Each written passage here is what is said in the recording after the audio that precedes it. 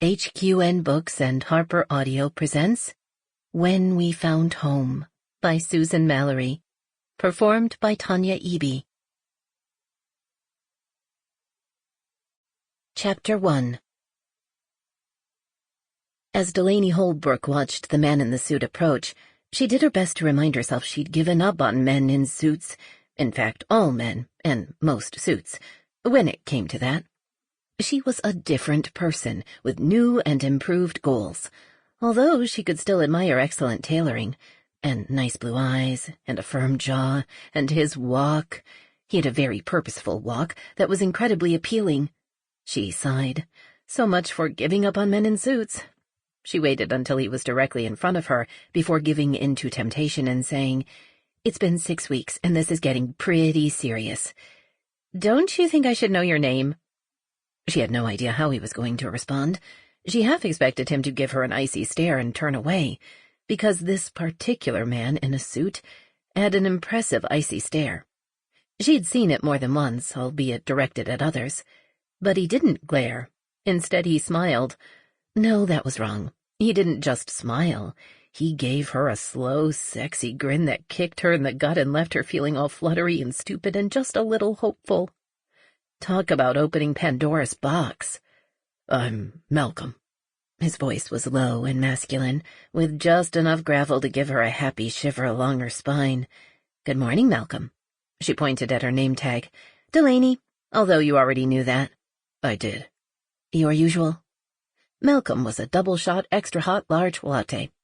Although he arrived every morning at exactly 7:40, he bypassed the busy coffee stand in the middle of the building's lobby, instead making his way to the special bank of elevators that required a card key or a security escort to reach their lofty levels. But sometime mid-morning, he would wander down for a morning latte. Her shift ended at 10, and more than once she'd found herself lingering, oh so foolishly, so she could take his order. A ridiculous truth that should have embarrassed her, but didn't. Instead of telling herself that at 29 she was too old to be crushing on a handsome stranger, she went with a kinder, gentler message. Time did heal, and as she'd suspected, she was more than ready to return to normal life, whatever that turned out to be. "My usual," he confirmed, as he handed over a reloadable gift card to pay for his coffee, along with a tall white mug. She ran the card through the cash register, then walked over to start his drink. Lucia, her teammate, untied her apron. "I'm going to go to the storeroom for more supplies," she said. "You going to be okay by yourself?" "I will." Lucia smiled politely at Malcolm before stepping out from behind the counter and walking across the lobby. Alone at last, Delaney thought, careful not to laugh. No way she wanted to explain what was so funny. Malcolm slid the coffee card back into his wallet, then returned his attention to her. "You're new."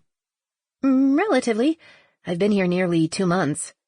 She tipped the small metal pitcher of milk so she could insert the steamer. The familiar hissing, gurgling sound began.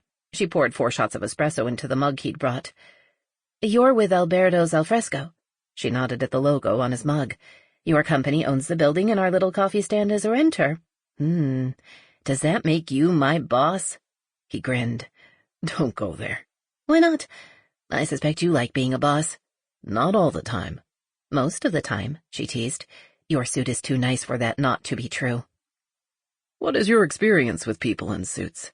"I used to be one." "Unexpected." One eyebrow rose.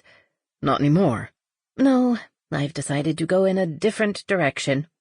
She poured the steamed milk into his mug. "I know what you're wondering, so to answer the question, it was my choice." In a manner of speaking, she thought.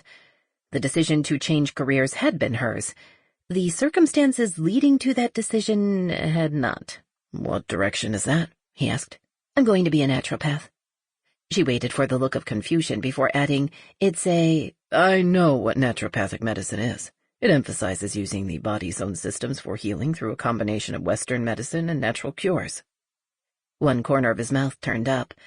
"My grandfather's housekeeper has a niece who graduated from Bastyr University with a degree in acupuncture or something like that. Are you a student there?" She ignored the bit about his grandfather having a housekeeper. The suit already implied money, so she shouldn't be surprised. "That's my plan. I have to meet certain prerequisites in science and math, but my Sample complete. Ready to continue?